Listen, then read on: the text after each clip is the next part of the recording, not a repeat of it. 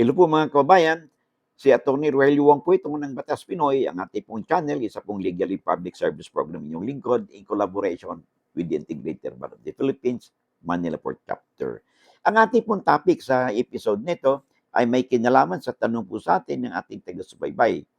Naguguluhan po siya kung paano daw nadidetermine yung kanyang bayarin sa amilyar or real property tax. Napakataas daw po ang kanyang binabayaran.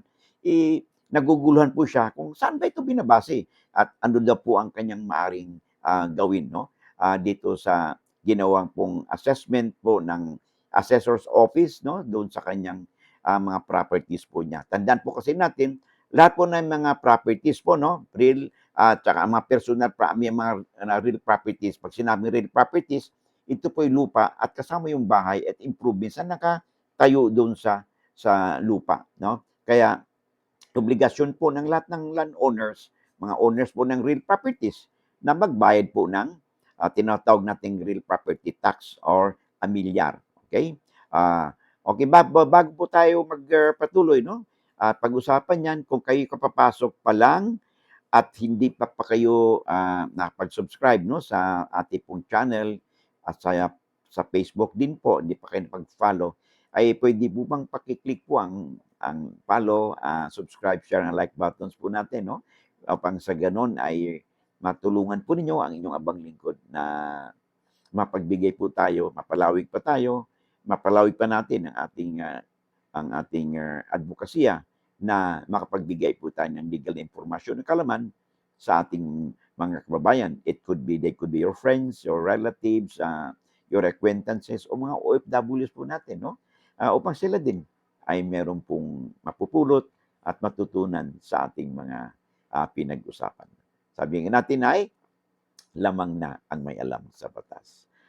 Okay, let's now proceed with our discussion. Simple lang po ang tanong sa atin ni Margarita. Sabi niya, Attorney, nakadepende po ba sa declare mo na babayaran sa amilyar, meaning tax declaration, okay?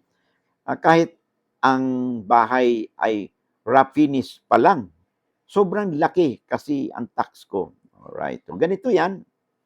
Pag tayo po ay may property, no, real properties, pag sinabing real properties, ito po yung lupa at lahat po ng improvements na nakadikit po sa lupa. Ano po yun? Siyempre kasama po yung bahay at mga crops, no? Whatever improvements na naka-attach po sa ground, ay ito po ay kasama po yan sa pag-assess po ng magkano bang babayaran nating tax.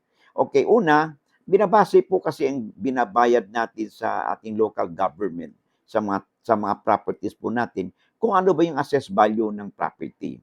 Now, ang assessed value po ay dinidetermine po yan ng ating assessors kasama in collaboration with the Department of Finance, no? Upang magkaroon sila ng magkano may market value doon sa sabi property, assessed value, zonal value doon sa property. At based on this, nagkakaroon sila ng tinatawag na assessed value doon sa property. Now, ngayon, sabi dito unfinished pa daw yung bahay, no? So, sobra daw ang laki. Well, pag ganyan po na kayo po ay sa inyong pananaw ay hindi po makatarungan ang pagsingil po ng amilyar ng inyong local government, ay meron na po tayong remedies po yan. Okay? Una nyong gawin ay mag-file po kayo ng, pero una, para hindi kayo ma-technical, kung hindi kayo kontento doon sa, kung hindi kayo kontento doon sa assessment, no, ng ginawa sa inyo ng assessor's office, okay, ay dapat bayaran ninyo para hindi po kayo maargabyado. Pero pagbayad po ninyo, nakalagay po talaga doon na paying under protest. Doon po sa inyong resibo, dapat may nakalagay po yan, paying under protest. Para pwede pa kayo hindi nyo wini-waive, no? Hindi kayo masubject to estoppel na pag mag-file kayo ng appeal. Okay?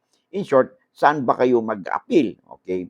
So you have under the law, pag meron po kayong 30 days, no, matapos yung bayaran sa local treasurer yung inyong amilyar, okay?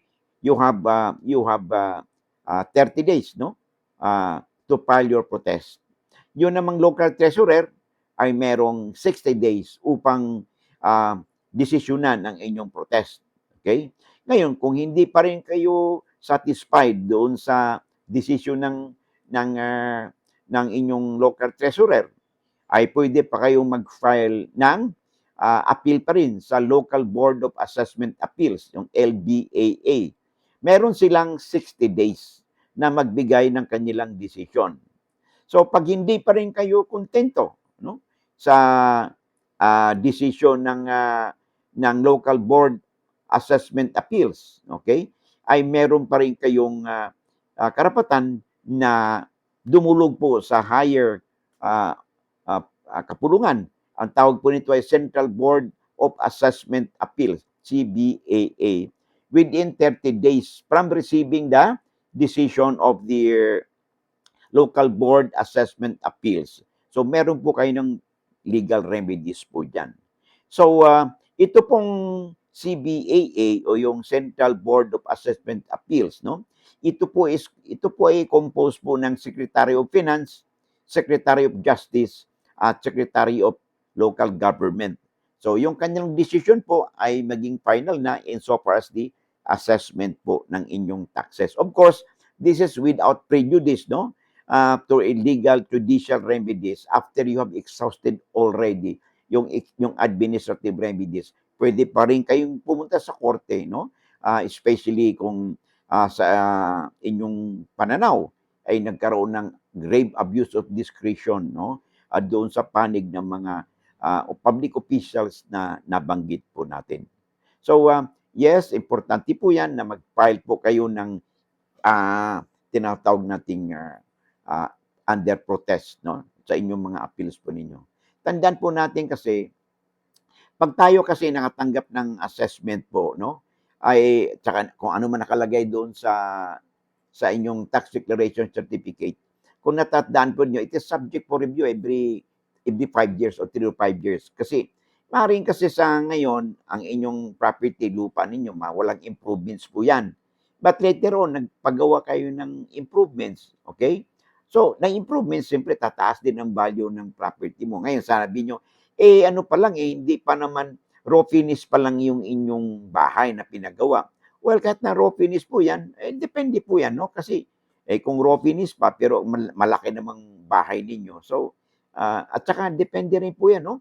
Kung ano ba yung location ng inyong property. Kasi kung nasa prime location po ang inyong property, ay siyempre po, iba din po ang magiging assessed value po niyan. Okay?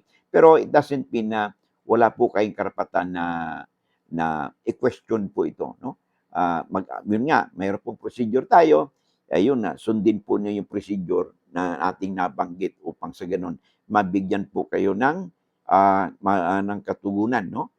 Dito sa inyong concern. Okay? So, sa kapapasok pa lang, no, kung hindi pa po kayo nakapag-subscribe, nakapag-follow sa ating channel, ay hindi naman po sir kalabisan na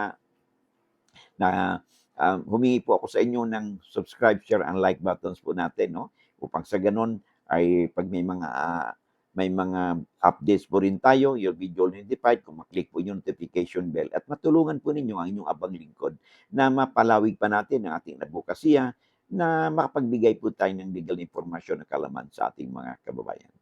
Sabi nga natin ay, lamang na ang may alam sa batas.